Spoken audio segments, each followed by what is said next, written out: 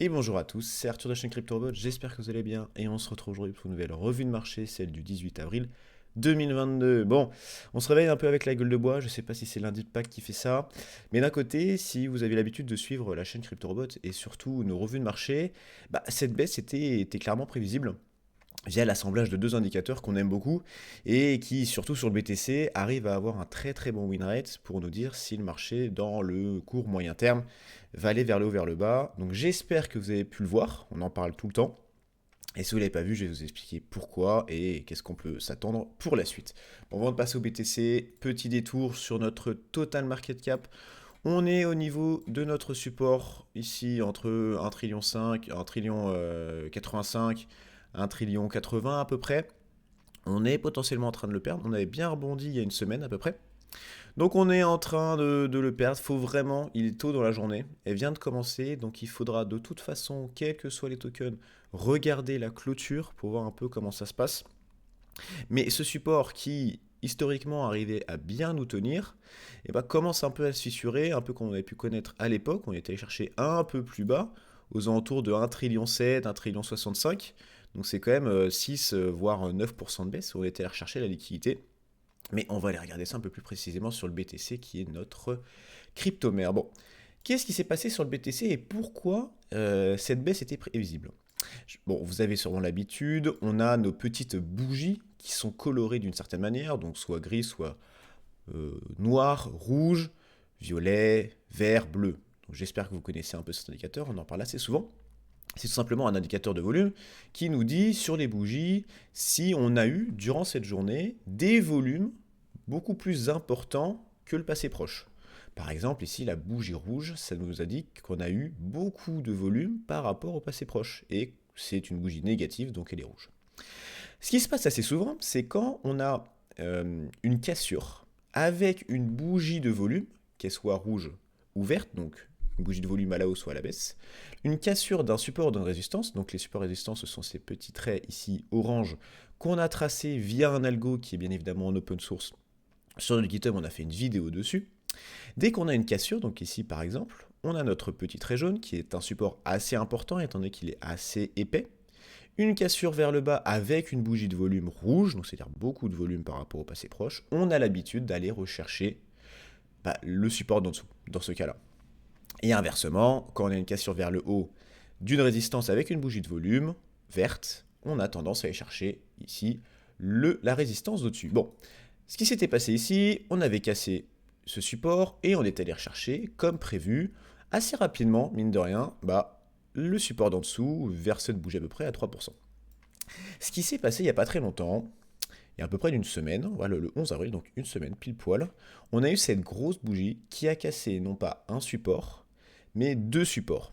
Et il s'est arrêté au niveau de notre support ascendant, qu'on arrive à tenir depuis pas mal de temps, même si on est allé chercher la liquidité un peu en bas, comme on a pu faire sur ces bougies-là.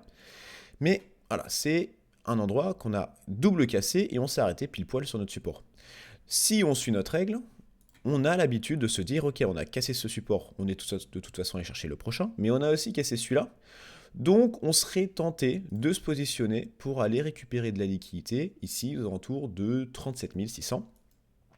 Et c'est sur ça que j'ai joué, j'aime pas forcément shorter le marché, surtout le BTC, mais je ne me suis pas forcément positionné à l'achat sur les différents tokens du marché parce qu'il y avait cette configuration-là. Et j'attends une configuration contraire avec une bougie de volume positive qui casse une résistance pour me dire, ok, bon là on peut repartir, ou du moins aller chercher ce support d'en dessous.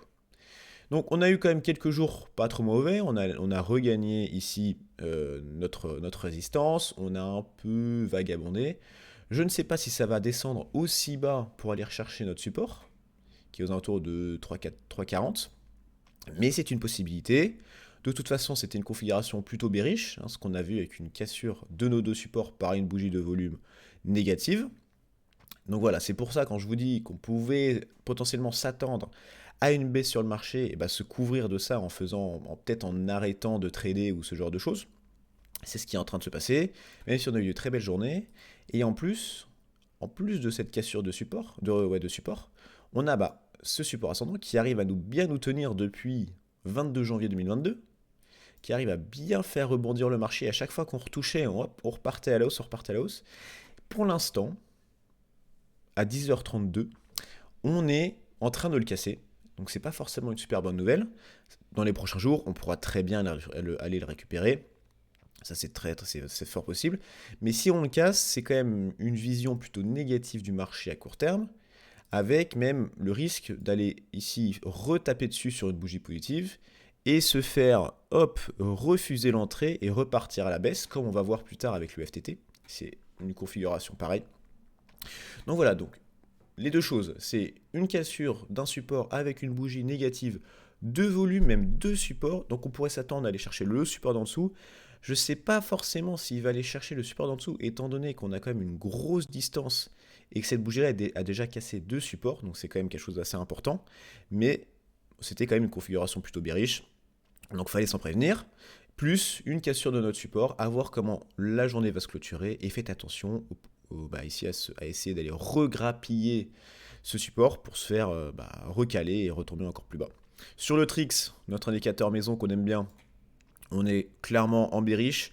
On est en dessous de 0 avec un histogramme assez épais encore, même s'il se réduit. On le voit, hein, c'est rose, donc ça commence à se réduire. À voir comment ça va se passer. On est quand même allé chercher assez bas sur le Trix, même s'il y a eu des points bas encore plus bas. Mais on allait chercher encore plus bas, à voir comment ça va se passer. Par la suite, on a un RSI qui est assez faible. 39, c'est vraiment pas beaucoup. La BTC dominance, bon, il ne se passe pas grand-chose, tout façon. Ça reste un peu dans ces eaux-là. En vrai, il n'y a pas grand-chose à dire, à voir quand on ira regrappiller aux alentours de 43% sur le BTC dominance. Et avant de conclure sur notre BTC, je voulais vous montrer quelque chose de plus.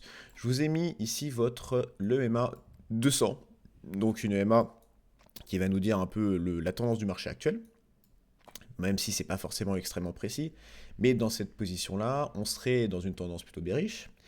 Je vous mets pas ça pas forcément pour votre analyse technique, mais je vous la mets plutôt pour vos bots de trading. Vous savez que sur notre chaîne, on vous aide à développer gratuitement et open source vos bots de trading avec des stratégies. Et souvent, dans nos stratégies, on essaie de vous proposer des sortes de ce qu'on pourrait appeler des sécurités. Ça veut dire qu'on ne va prendre des longues que si on est au-dessus de l'EMA 200 ou une autre EMA, mais l'EMA 200, elle est assez connue.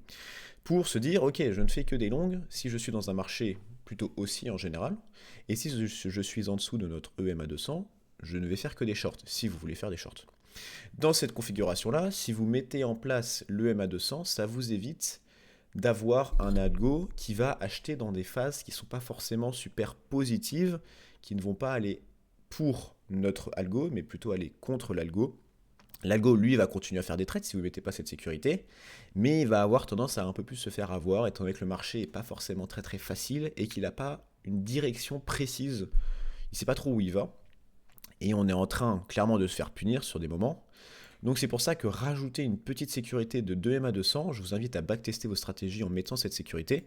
Mais par exemple, si le BTC, vous mettez cette sécurité de M à 200, vous n'auriez pas fait d'achat en longue depuis le 5 avril à 14h. Donc ça veut dire qu'on a cette grosse phase où on ne fait que baisser, on ne fait que baisser, on ne fait que baisser, on ne fait que baisser, où en fait vous n'allez pas faire grand-chose. Et ça c'est plutôt positif, même si il y a le revers de la médaille, c'est se dire si on a un très fort rebond, qui est bien évidemment en dessous de l'EMA 200 après une grosse baisse, et on ne va pas prendre ce rebond, mais d'un côté ça vous permet de dormir un peu plus tranquillement si vous avez des grosses phases baissières qui ne sont pas forcément très très violentes, mais qui vont descendre doucement, doucement, doucement. Avoir une EMA 200 en sécurité, ça peut être pratique. Par exemple, si vous avez mis en place le Trix, ici, dans cette configuration-là, vous auriez sûrement fait des achats. Il y aurait des achats qui seraient bien passés, comme celui-là. Lui, c'était bon. Mais il y en a d'autres où vous serez peut-être fait avoir. Après, peut-être celui-là, vous ne serez peut-être pas rentré avec le stochastique RSI. Mais il y en a où vous allez peut-être fait vous faire avoir. Donc, vous allez peut-être perdre un peu de performance, je ne sais pas. Faut backtester. Mais ça vous permettra d'un peu moins rager, on va dire, et dormir un peu plus tranquillement avec un algo qui marche pas trop mal et qui évite de rentrer dans un marché pas forcément très positif. Le Crypto Fear and Greed, 24, on est en train de zigzaguer, c'est assez désagréable. Hop, il y a un jour ça se passe bien, un jour ça se passe pas bien, c'est pas très agréable, il n'y a pas forcément de trend comme on avait pu connaître à l'époque. Ce serait bien d'aller retourner par là-haut, j'en rêve, mais on va voir, pour l'instant c'est le 24. Extreme peur, c'est normal. On va passer à l'Ethereum. Ethereum, même configuration avec les fameuses cassures. Même si là, bon, elle casse un support, elle va le Le support d'en dessous est juste à côté, c'est à 1%. Lui, pareil, encore une fois, il avait récupéré direct. Pour l'instant, on est en train de casser un autre support, pas forcément avec une bougie de volume, à voir comment la journée va se clôturer, il est encore très tôt. Donc ça se trouve, ce sera une bougie négative de volume rouge, et on serait tenté d'aller chercher le support d'en dessous à 2700. Cette configuration, cet algo avec les doubles indicateurs, donc le volume et les supports résistance, ça marche très très bien sur le BTC, parce que c'est là où il y a les plus de volume, où il y a le plus d'institutionnel, donc le plus de manipulation par les volumes, et c'est là où on peut vraiment s'amuser à appliquer ce bot. Sur Ethereum, c'est encore valable. Sur les autres coins, je ne sais pas forcément les meilleures configurations. Si ce n'est que si vous avez des grosses phases où il n'y a aucune bougie positive de volume, donc par exemple toute cette partie-là, toute cette partie-là, toute cette partie-là, dès que vous en avez une, qu'elle soit bleue ou verte, ça donne quand même une très belle indication sur la suite du marché où on peut se positionner à l'achat. En une heure, j'avais tracé ici, hop, sur Ethereum, un petit support qui est arrivé à pas mal trop mal tenir, un peu comme sur le BTC et qu'on a totalement perdu pour l'instant. On revient en daily, le Trix, la même tête, le RSI, même tête que notre BTC, toujours en dessous de l'EMA200. Encore une fois, je vous le répète, si vous voulez vous protéger de ces phases-là pas très sympas, je vous invite à mettre le MA200. Donc pour l'instant, on est ici au niveau de notre fin de support. Si on a une confirmation comme quoi on va aller chercher plus bas sur le BTC au niveau de ce support-là, ça veut dire que l'Ethereum ira de pair avec lui au niveau de ce support-là, 3,70, voire encore plus bas. Et étant donné que c'est un altcoin, il va baisser sûrement plus vite que le BTC. Donc aller chercher la liquidité dans ces zones-là, c'est clairement quelque chose de pas déconnant. Donc des entrées limites sur ces zones-là en autour de 2630, 2796, voire un tout petit peu plus bas, parce qu'il y a souvent une recherche de la liquidité par ici. C'est des zones plutôt intéressantes pour rentrer sur l'Ethereum. On va passer à la VAX, et là, j'ai 3 tokens qui, comme le BTC et Ethereum, avaient ce petit support.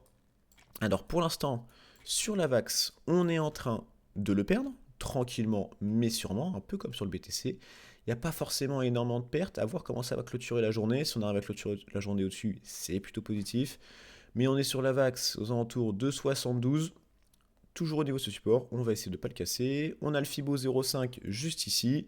Si on doit aller chercher la liquidité court terme, ce serait dans ces zones-là, dans les zones de liquidité où on est allé il n'y a pas si longtemps que ça, le 15 mars et le 24 février. Donc c'est quand même une baisse de 7-8%, voire 10%. Donc si vous voulez placer des entrées limites sur la VAX, ces deux zones-là, ce sont des zones plutôt intéressantes, je pense, sur du court terme. On va passer au deuxième qui a un support un peu pareil, c'est le CRO.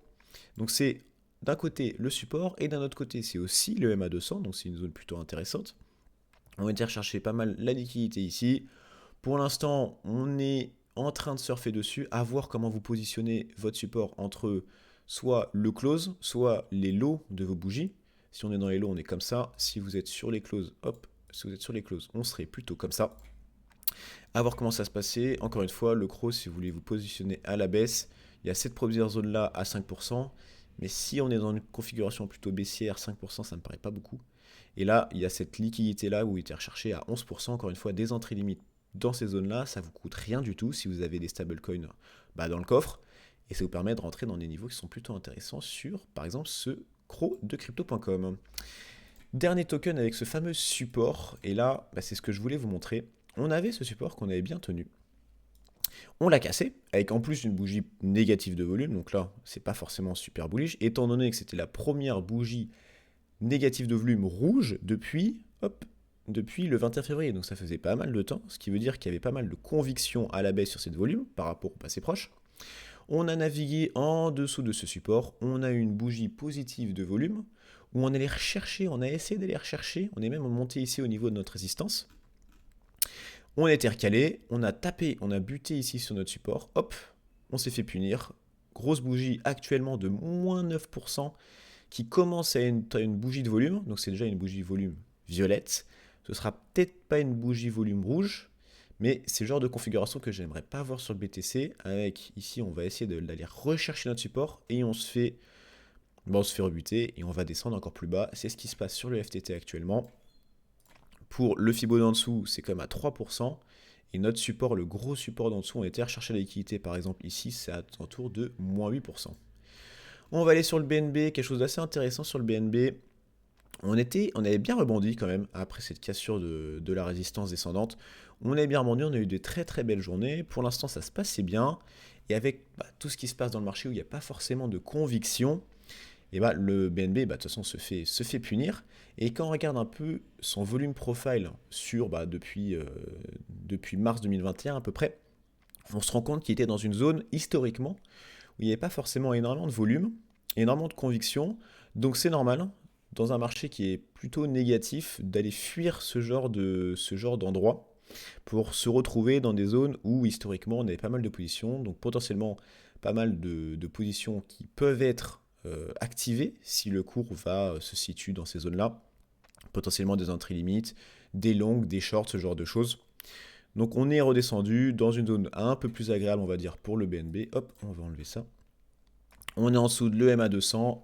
Si on doit aller rechercher un peu de liquidité, de toute façon c'est dans toute cette zone-là, jusqu'au support d'en dessous, à moins 10%, support d'en dessous qui était plutôt très intéressant, qui nous avait bien aidé pour aller rechercher ici cette résistance. On avait bien tapé à plusieurs reprises. Donc si vous voulez vous positionner sur le BNB, cette zone-là aux alentours de moins 9, et je dirais même essayer d'aller grappiller un petit peu de pourcentage. On va toujours essayer d'aller chercher la liquidité à un peu plus bas que le support. Donc dans cette zone-là, aux alentours de 352, ça peut être pas mal. Je vous ai pas trop parlé à la hausse, mais encore une fois, à la hausse, vous pouvez essayer d'aller chercher le Fibo, puis le MA200, qui est pas si haut que ça, aux alentours de 8%. On va conclure avec le Solana, qui malheureusement avait eu une très très belle dynamique, et là il se fait un peu punir. Alors si vous regardez, on n'a pas eu de bougie négative de volume depuis le 21 février, un peu comme l'autre. Ce qui veut dire que là, si vous avez une bougie négative de volume, assez prochainement, ça donnerait une indication plutôt bearish du marché. Donc c'est quelque chose à voir. On a quand même, on a perdu notre Fibo 0,50, on est au niveau de notre support qui est assez gros quand même, aux alentours de moins 2 jusqu'à moins 8. Support qui nous avait bien aidé ici. On avait un peu surfé dedans, ici on a rebondi avant de repartir. Donc moins 8 pour le Solana, une zone de liquidité sûrement ici. Et on n'était pas si loin que ça, mais à moins 16, c'est vraiment notre bottom local qu'on a pu avoir il n'y a pas si longtemps que ça, à 79, 78. Solana qui a quand même plutôt des bonnes nouvelles, avec les NFT sur OpenSea, ce genre de choses. Et des projets qui marchent très très bien comme Stepin par exemple. Donc à la baisse, on a notre support jusqu'à moins 8, vous pouvez positionner vos entries. Et à la hausse, on doit aller récupérer notre Fibo, tout simplement, 0,5 à 5%. Et on a quand même notre EMA à 23% qui fait aussi office d'un peu de top, ici de petite résistance qu'on avait eu à l'époque. Je vais vous placer un petit trait, hop. Petite résistance juste au-dessus, hop, à 22%, c'est le même endroit, plus le Fibo juste au-dessus, donc c'est vraiment une grosse résistance qu'on devrait aller rechercher dans le long terme si on veut bien repartir. Bon, la vidéo est terminée, j'espère qu'elle vous aura plu, j'espère que vous avez pu découvrir un peu ce qui se passe sur le marché. Bon, le problème c'est que on a une configuration quand même plutôt bearish. Faites attention à vous, évitez potentiellement de trade, rajoutez si vous le voulez, parce que ça va sûrement faire baisser vos performances, des sécurités qui vont vous permettre, dans ces phases pas forcément super sympathiques, d'éviter de perdre de l'argent bêtement sur ce genre de marché où on a l'impression que ça se passe pas trop mal et hop, on se fait punir avec des très grosses bougies. Et ça, c'est clairement très désagréable. Bref, faites attention à vous, c'est super important. Vous êtes là sur le long terme, j'espère du moins. Vous êtes là sur le long terme, donc il n'y a pas forcément besoin d'aller grappiller la petite performance ici et là. Le but, c'est d'être constant. Et sur ces phases de baisse, le but, c'est de quand même beaucoup moins baisser que le marché. Et c'est là où vous allez être beaucoup plus gagnant et surtout contrôler votre mental. Parce que c'est clairement pas facile, c'est le genre de phase de marché où on a l'impression que ça se passe bien et on se fait punir juste après. Ça peut un peu démoraliser, mais il faut tenir. Il faut continuer à build. On vous a mis une petite vidéo sur l'indicateur VMC, Wumanchu CypherB, où vous pouvez vous amuser à backtester des nouvelles stratégies. Et après, si cette vidéo-là vous a plu, n'hésitez pas à mettre un like, à vous abonner si ce n'est pas déjà fait. Si vous avez une question sur sur cette vidéo ou sur d'autres vidéos, je vous invite à rejoindre notre chaîne Discord où on répond à toutes vos questions. Et pour ma part, je vous souhaite un très bon lundi de Pâques et on se retrouve très bientôt pour une prochaine vidéo. À toutes.